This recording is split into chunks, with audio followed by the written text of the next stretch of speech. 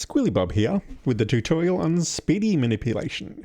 Your movement's the main factor on this map, but there is a second factor that occurs when Speedy first dives at you. That is, he can be in either a left or right pattern, determined by his first dive. You then need to push up against these central rock formations to keep the correct position, and then you can simply hold up on the D-pad and Speedy won't hit you.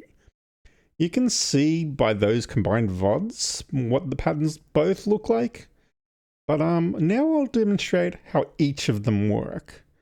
We'll start with the left pattern here.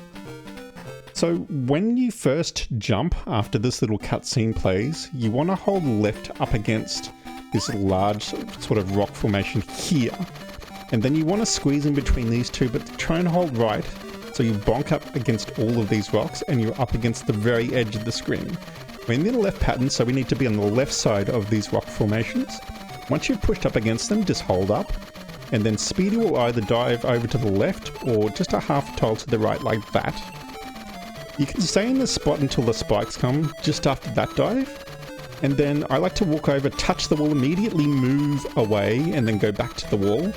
And then you can just move to the center now and he won't hit you. And then you just go all the way to the left. He does dive really close to you. And then as soon as you get a chance to, with those offset ones, just move over to those rocks and you will be fine. Okay, now that we've seen the left one, let's have a look at the right one. So very much the same. It starts off exactly the same.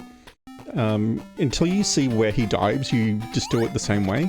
So hold left up against this, squeeze in between those two, press right.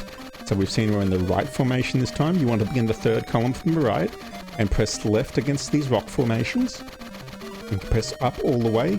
There are spikes along this route, so you can lose the manipulation right here where the spikes are. And you've got to move back to there. And then the spikes aren't in the center of the screen for you now. Or you aren't in the center of the screen, but it's still the same concept. Go left here, wait for him to dive, and then move to the right so he doesn't hit you. Do it one more time. And then we can go straight up the chute. He won't hit us. And then we just wait for him to dive, press left. Same thing happened as last time.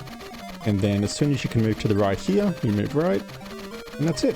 That is how the speedy manipulation works. I hope you enjoyed.